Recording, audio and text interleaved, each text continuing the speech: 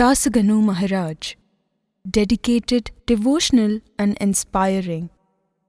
The Marathi poet, saint, composed melodious devotional songs, wrote spiritual literature, and dedicated his life in singing praises, kirtan, katha, and glory of Sadguru Shri Sai.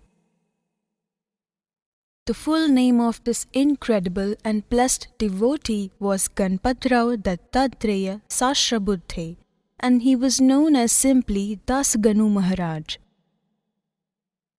He was born in a Brahmin family on January 6, 1868 in the village of Akolner, Ahmednagar district, Maharashtra.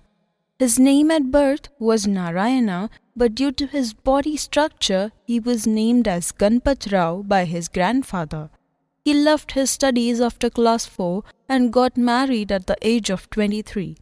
He had to leave his home for the sake of employment. He was a constable in the police department. Nana Sahib Chandorkar was deputy collector at that time, and he took Ganpatrao with him to Shirdi in 1890. However, he had no intention to seek the benefit of Sai's darshan. He was more desirous for promotion in the job and worldly fame. Since he was an honest and gentle person, his progress was very difficult in the police department. He was very enthusiastic about theatre and drama. He would participate as an actor for the pleasure and applause of the crowd in the village and derive pleasure from such performances. He was very talented and could write, compose, and sing poetry in Marathi spontaneously without any prior preparation. This talent brought him great success in the later part of his life. The omniscient Shri Sai was well aware of his talent. When Ganpatrao reached Shirdi, he was encouraged by Baba to leave the musical group and also police service. Ganpatrao took only partial action. He stopped participating in the local shows but could not bring himself to leave the police job with its income and the chance of a promotion. He wanted to become a sub-inspector for its power and prestige.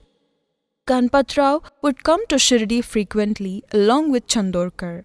Shri Sai often advised him to leave the police job as this was not meant for him, but Ganpatrao insisted on continuing as he was expecting to be promoted as a sub-inspector. Ganpatrao was very keen to perform pilgrimages and visit new places, so he would sometimes abscond from duty without permission and visit distant places without informing his seniors. Once, he was returning from Nizam state with some other constable friends who were jealous of him. They secretly complained to the department about his absence and informed that at the time itself he was out of his territory. Therefore, he should be punished for his disobedience. When Ganpatrao came to know about this, he was near the Godavari river. He was afraid he would lose his job and would not be able to escape punishment. Immediately, he took some water from the river in his hands and remembered Sai Baba. He pleaded for mercy to save him and pledged that he will leave the police service soon. Shri Sai heard his plea and a fortunate event took place. One of the police informers told him about some robbers who were very nearby and were distributing stolen goods between themselves. Ganpatrao immediately reached the spot, caught the robbers red-handed and brought them to the police station. He told his seniors that there was no time to seek permission to go out as he had to catch the culprits immediately. If he had waited for permission, the robbers may have escaped. This Leela of Baba saved Ganpatrao from losing his job. It was also an indication for the future course of action he had to take. He had to fulfill the promise he made to Sai Baba with Godavari water in his hand. After the robbers were caught, he thought he would get appreciation and promotion, and this greed made him delay in fulfilling the promise he had made to Shri Sai. Some time later, he was riding a horse and passed by Shirdi. He was about to cross the boundary of Shirdi without meeting Sai Baba. Surprisingly, he saw Baba standing on the outskirts waiting for him. He got down from the horse and paid his respects. Shri Sai asked who was he who took the holy water of Godavari in his hands and promised something. Ganpatrao was very ashamed and said that he would surely leave the job as soon as he got promoted. A few days later, the police department assigned him the responsibility of capturing the notorious dacoit Khana Bhil. Not just the villagers, but even the police were very scared of Khana Bhil. Ganpatrao was provided 3 constables for this task. When he got the information that the dacoits led by Khana Bhil were planning to visit the nearby village of Loni Varni, Ganpatrao went with his 3 constables. There was a fierce fight with the dacoits and they killed all his constables. Ganpatrao managed to escape to the nearby village. He disguised himself by wearing a Ramadasi dress, monk dress, to hide his identity from the dacoits. He continued to work for the police as a secret agent and regularly informed them about the whereabouts of the dacoits and made a plan for an encounter and arrest. Khana Bhil somehow came to know about the Ramadasi's secret mission. One day, Ganpatrao was captured by the dacoits and he was about to be killed. Very scared and afraid of getting killed, Ganpatrao again remembered Baba and pleaded for mercy and said, "Baba, save me this time. I will surely leave the police job." Again, Shri Sai helped him. Khana Bhil changed his mind suddenly. He became merciful and told Ganpatrao that he was leaving him only on the condition that he would not be involved in such activities anymore. And if Khana Bhil found out otherwise, he would surely kill him the next time. After escaping from the dacoits, Ganpatrao did not leave the job again. He continued to send information secretly about the dacoits to the police department. Based on his information, the police party was able to surround the dacoits in the mountains, but somehow Khana Bhil escaped the deadly encounter and this scared Ganpatrao. He was extremely afraid of the dacoit. He knew that Khana Bhil would find him one day and kill him. One day, Ganpatrao met Chandorkar and discussed his situation with him. The deputy collector relieved him from the job of a secret informer. He went on long leave on medical ground but did not quit the police job. Shri Sai wanted him to progress on a spiritual path and saved him from the several dangers he faced. Baba wanted to utilize his talent in propagation of devotional activities in the society. That was the reason why he kept on saving him from all kinds of dangers and even death. Even after experiencing the divine majestic powers of Baba that saved him so many times, Ganpatrao did not surrender as Baba desired. He tried to escape from his commitment every time. Shri Sai was well aware of his unstable mind. He had decided to continue protecting him from all the problems and dangers to his life, and gradually changed him to accept God's will and desire. After the long vacation, the police department directed Ganpatrao to start his work again. The fear of the dacoit, the risk of getting killed, and the lure of promotion made Ganpatrao plan a new strategy. He hired a person to do his assignment for the police. He avoided going to the police station. Meanwhile, a villager deposited a government penalty of 32 rupees in the police station. The person who was kept as a caretaker did not inform Ganpatrao about this and stole the money. Later, investigation confirmed that the money had been deposited in the police station. Ganpatrao was held responsible for the theft of government money. Ganpatrao knew that this offense was very serious and the fear of prison scared and completely shattered him. Without wasting any time, Ganpatrao went to Baba and said, "I am in a big trouble. I may get arrested and go to prison.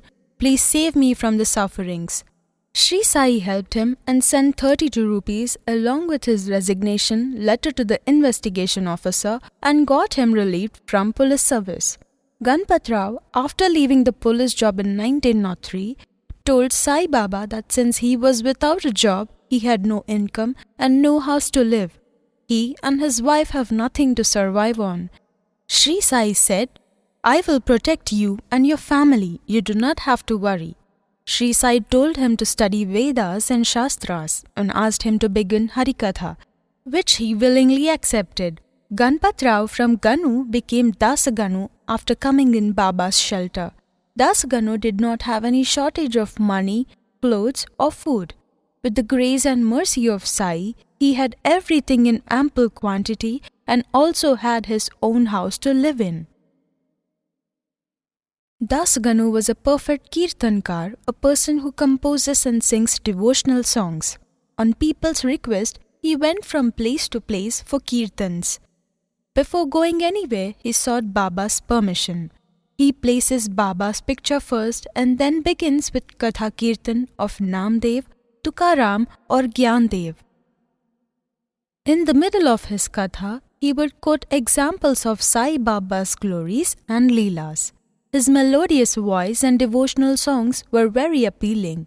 His events attracted a huge crowd of 2,000 to 3,000 people who listened to him non-stop for 6 to 8 hours. This aroused devotional feelings in them and made them interested in Sai's darshan and devotion. His kirtans contributed a lot in spreading the fame and popularity of Sai Baba, and a lot of people started coming to Shirdi. Chandorkar, who worked in a government department, also got influenced by his kirtan in Kopineshwar temple in Mumbai and decided to go to Shirdi. Eventually, Chandorkar was blessed by Baba. Similarly, hundreds and thousands of people were attracted and fascinated by Dasganu and motivated for incredible Sai's devotion. Dasganu continued his devotional service till 1962. He was the first apostle to propagate and promote Sai's devotion, and today we can see millions of devotees visiting Shirdi for Baba's darshan. Dasganu's contributions will always be remembered fondly by all Sai devotees. One day, Dasganu had to go for a kirtan in Shirdi village. He dressed up smartly with turban on his head and a shawl, and came to Baba to seek his permission and blessings. Baba looked at him from top to bottom and said, "Wow, you're looking like a princely bridegroom." Dasganu said he was going for a kirtan, so he needed Baba's blessings. Baba said, "This fancy dress is not meant for us. You must immediately remove the turban and the glittering attire in front of me. There is no use to carry the weight of this lavish stuff." Dasganu instantly removed the attire, shawl and turban and laid them on Shri Sai's feet. Thereafter, he used to wear only a simple dhoti, take a chipli for instrumental music and have garland of flowers around his neck while going to Katha and Kirtan. Shri Sai inspired Dasganu to follow the Naradeya way of Kirtan and adopt Haridasi tradition. Dasganu followed Baba's instructions throughout his life and presented himself as a Sai missionary. He never used to take or accept any money for the service. His popularity grew a lot in a very short time. After complete surrender to Shri Sai's devotional services, he was instructed by Baba to move to Nanded for rest of his life. Dasganu would come to Shirdi on special occasions like Ram Navami and provide a melodious kirtan. Even after Baba took Samadhi, he continued Katha Kirtan in Shirdi until the end of his life. Once in Shirdi, Baba asked Dasganu to begin Nam Saptah, a week of devotional service and celebration. Dasganu humbly asked, "O Sai Deva, your order will be obeyed, but you must give assurance that Lord Vittal will appear." Shri Sai replied, "Yes, of course, he will appear, but make sure that everyone must be engrossed in love and devotion of God. When the wave of love, devotion and fervour will flow, then the Lord will appear on his own. Dankapuri of Dakur, Pandharpur of Vittal, Dwarka of Krishna is here in Shirdi. You need not go anywhere else. He is right here." At the end of the week, Dasganu had darshan of Vittal and his wish was fulfilled. Where there is love, devotion and dedication, God will surely appear in some form. To build and increase the confidence level of Dasganu, Shri Sai continued to show him his divine leelas and miracles. On the day of Mahashivaratri, Dasganu asked Baba to permit him to go to Singava, where he wanted to bathe in holy river of Godavari. Shri Sai replied, "What is the need to go there?" Hearing this, Dasganu became sad. Then Shri Sai said, "Ganga is at my feet. Why are you going so far?" Dasganu was not satisfied with the answer. Then Shri Sai asked him to come near and touch his feet. As soon as he touched Baba's feet, a small spray of water gushed out from the ground and filled in his hands. Dasganu sprinkled the water all over himself with a lot of reverence towards Shri Sai. Dasganu used to go to Shirdi at the time of festivals and stay there for few weeks. Baba often asked him to read and learn Vishnu Sahasranama, 1,000 names of main form of God Vishnu, to purify and enhance him spiritually. Although he was not very well educated, he could read and understand Sanskrit with the divine blessings of Shri Sai, who invisibly helped him to be more and more perfect. Dasganu was inspired to write the poetic version of Amritanubhava written by Saint Gyanadev. The task was very difficult and no one had been able to do it till then. He studied the book, but he also was not able to understand it. He came to Baba and sought blessings to understand and write the poems. Very soon he found he could understand the book and compose his poems successfully. His work was admired and appreciated by scholars and intellectuals. Baba continued to help him so that he became more learned and one day be able to write some rare and exclusive literature. Dasganu decided to write a brief on Ishopanishad, which is called Tika, self-assessment. Ishopanishad is the core of the entire Upanishad.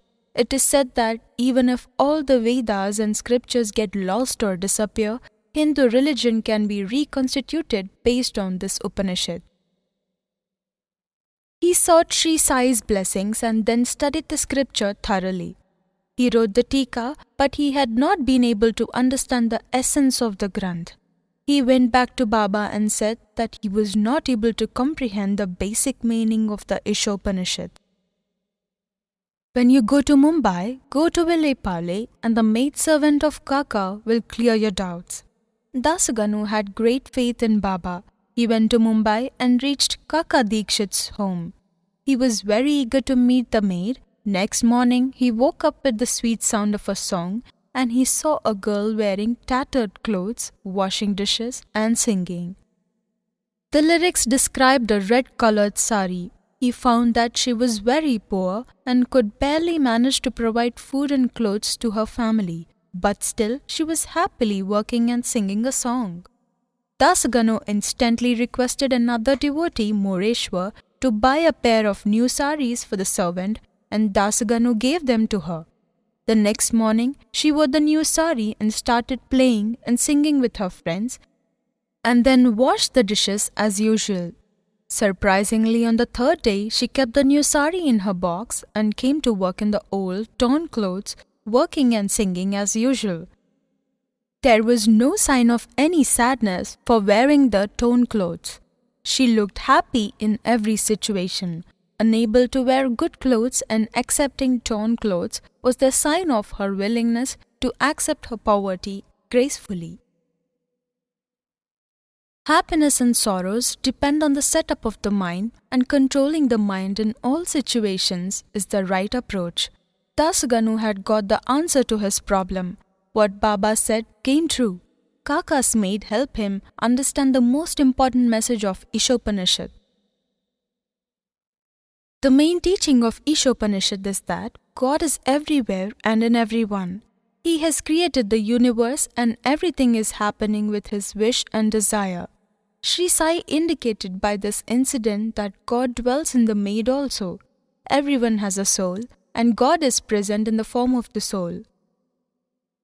A person may wear expensive or tattered clothes, but the soul inside is the same in both the situations. The maid represents the soul. The soul comes to earth to perform different karma, like maid was washing dishes or singing a song or dancing or playing. Washing dishes is the sign of the life struggle. In the struggle, one can achieve good or bad situations, and similarly, good or bad clothes. This depends on the destiny of the person. In all situations, one must feel happy and satisfied. Good or bad, both are with the blessings of God. The basic meaning of this is that a person should remain satisfied in all situations of life.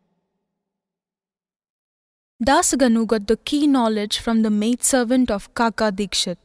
He was very pleased with Shri Sai's help, by which he got the learning in a practical manner. This helped him to complete his book on Ishopanishad. There was a special quality of Dasganu. Wherever he went, he would meet devotees, sages, siddhapurusha, monks, and saints in that area and write about them in detail. He has written the spiritual books for more than 100 great saints of that time and glorified them in his books. He also wrote Shri Satcharitra of Gajanan Maharaj, one of the greatest saints of that time. Shri Santkathamrit, Shri bhakitileelaamrit, and Shri bhaktisaaramrit were also written by him in Marathi language in poetic form. The literatures contain the precious knowledge from great sages of that time. These books have a lot of spiritual knowledge. In these books, there are 7 chapters that are about Shri Sai that contain conversation of Shri Sai with Chandorkar and other devotees, which have become the base of this new Granth, Shri Sai Gyaneshwari. The vast knowledge and hard work of Dasganu provided a new way to understand in Sai philosophy and spiritual knowledge. Dasganu accepted and worshipped Baba as God and glorified Baba's name all over Maharashtra. He wrote many praises and prayers. He also wrote Shri Sainath's Sthavan Manjari, which was completed and surrendered to Baba 37 days before he took Mahasamadhi. All these books show how knowledgeable he became after surrendering to Shri Sai and earned enormous fame compared to what he would have got in his job.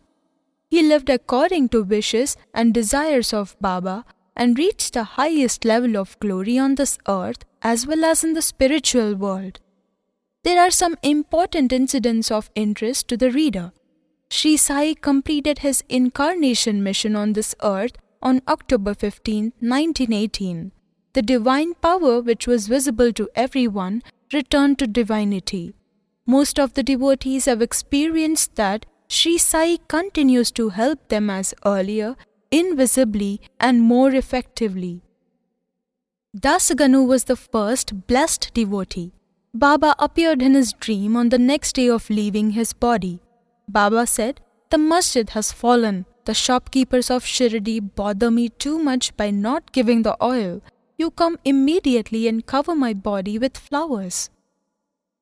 Dasganu immediately reached Shirdi and began Hari Kirtan and Nam Jap, standing continuously for 3 days, and offered the garland of Harinam to Shri Sai.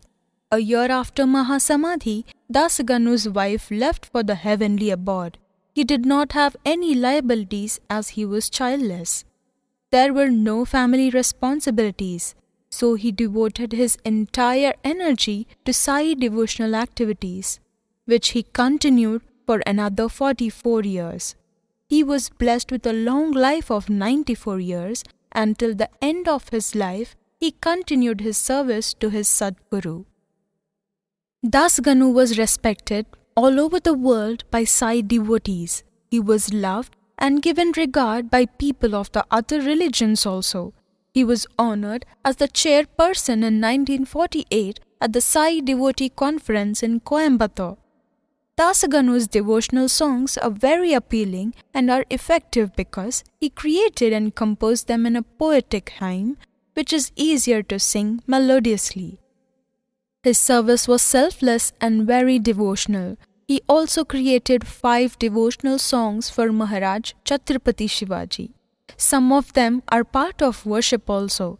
These songs depict love and respect for the nation. He was also very kind to poor, downtrodden and scheduled caste people and made a lot of effort to bring them to the mainstream of devotion. He tried to break the orthodox religious laws to simplify devotion practice. The blessings of Shri Sai continuously inspired him. Living on earth, he performed heavenly assignments and created a very valuable spiritual work. The poetic hymns and songs are so pleasing that they touch the heart, give direction to life, and explain the deep meaning of Guru and God. Some of the masterpieces from his collection of bhajans and songs are Sainath Guru Majhe Aayi, Sai Rahm Nazar Karna, Rahm Nazar Karo Ab More Sai, and Shirdi Majhe Pandarpur, which are presently part of Shri Sai Baba Aarti and are very pleasing, soothing, meaningful, appealing, and devotional. We cannot forget his contribution to Sai Bhakti. Dasganu left his body for divine oneness with Sai divinity on November 25, 1962. He was a great devotee and a live example of Sai Baba's blessings. He wanted only to become sub-inspector, but Baba blessed him with immense knowledge and wisdom. He was a great author and writer of Sai literature, devotional singer, and a favored Sai devotee. Sai Baba Aarti, Bhajan, and prayers written and composed by him are sung by millions of devotees all over the world. Now the greatest achievement is the new Granth, Shri Sai Gyaneshwari, based on a spiritual literature translated and interpreted by Shri Sai devotee Rakesh Juneja, which emerged after a century of the Mahasamadhi on the special eve of Shri Sai's centenary celebration year. This literary work will surely bring Sai's blessings to every house, and its parayan will purify the readers and listeners. This text consists of spiritual guidance and provides knowledge of karma, jnana, and bhakti, the 3 ways to know and attain the Supreme. Dasganu Maharaj will be remembered forever for his incredible achievements and treasure of knowledge that he has gifted humankind. He became immortal with Sai's blessings and for his literary work. As long as devotees perform Sai Aarti and read Shri Sai Gyaneshwari, his name will always be remembered with great respect and honor. Jai Shri Sai Gyaneshwari.